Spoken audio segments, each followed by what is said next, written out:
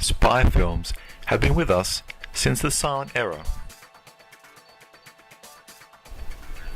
Many conventions of the spy genre can be traced back to Fritz Lang's Spies.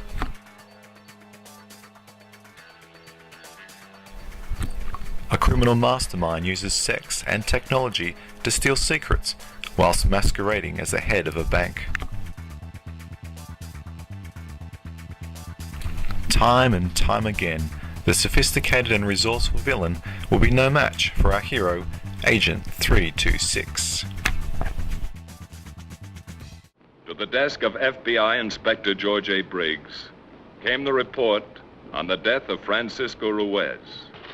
In the FBI Identification Division are nearly 100 million sets of fingerprints, so organized that it takes less than 5 minutes to identify a set of fingerprints with those on file. No fingerprints were listed under the name of Francisco Ruiz, but regardless of name, once his print was classified, a search for the individual's identity was a simple matter. Some films draw on factual events, like The House on 92nd Street, or tap into the paranoia of the day. This is the man you want, I think. There, miss, now you're a special constable. What's the idea? What are you doing? As long as you stay, he stays.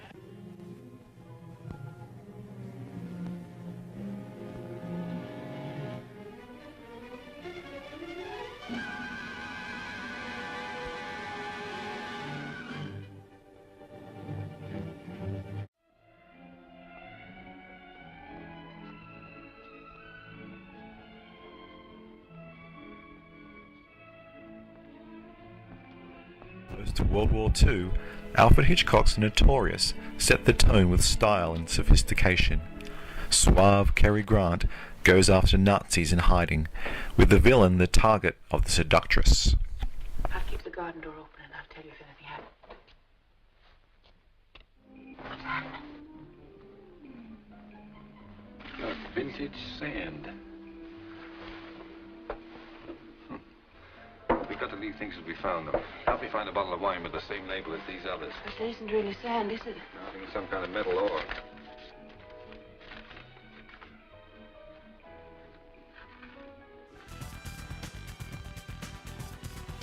Hitchcock made numerous spy films throughout his career and influenced many people, but one spy emerged to shape the genre forever.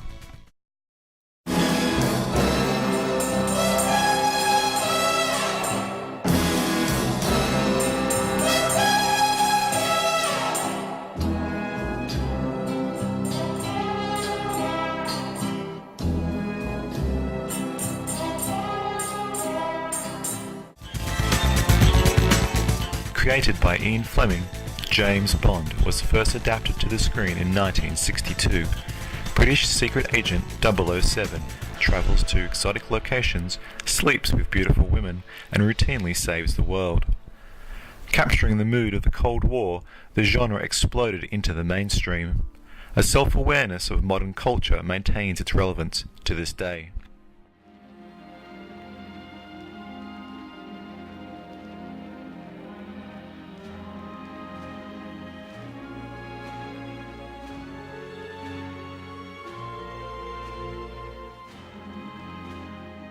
Visually stunning, the high production values and iconic look owe a great deal to designer Ken Adam. Most notably, the full-scale volcano set in You Only Live Twice, with working helipad and monorail.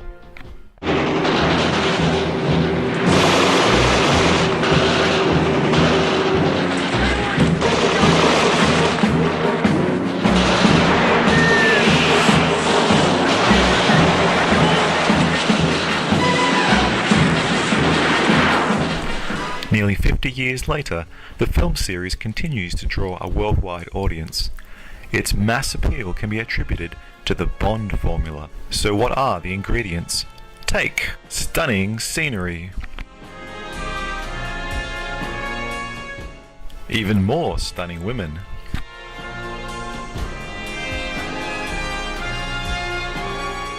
Impressive sets.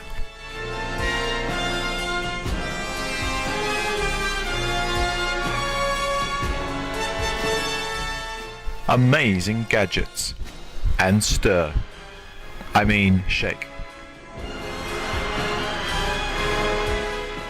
Almost immediately, the imitators, some good and bad, were on the scene. Ladies' man, Matt Helm. Kung Fu Master, Derek Flint. The cut-price Bond, Bulldog Drummond. Rare female spy, Modesty Blaze, went the camp route, while some turned the genre on its head.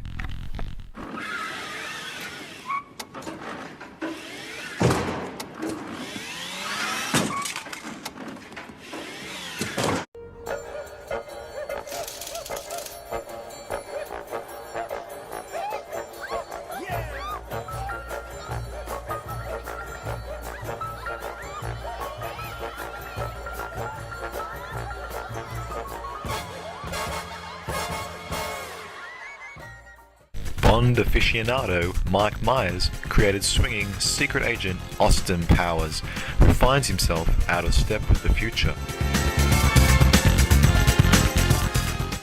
By subverting the genre conventions, Myers invited the audience to laugh at the excesses that had overrun the spy film.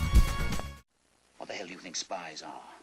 Moral philosophers measuring everything they do against the word of God or Karl Marx? They're not. They're just a bunch of seedy, squalid bastards like me. Little men, drunkards, queers, henpecked husbands, civil servants playing cowboys and Indians to brighten their rotten little lives.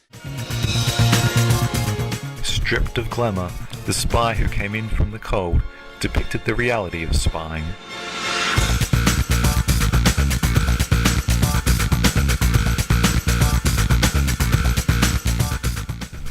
Films like The Ipcress File grounded the characters in a cruel, cynical world.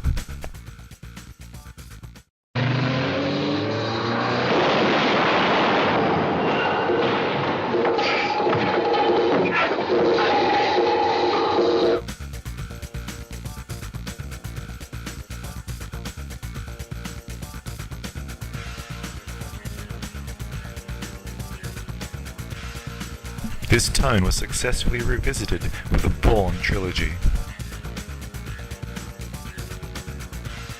While these films were serious and gritty, the conventions of locations, girls, and technology remained.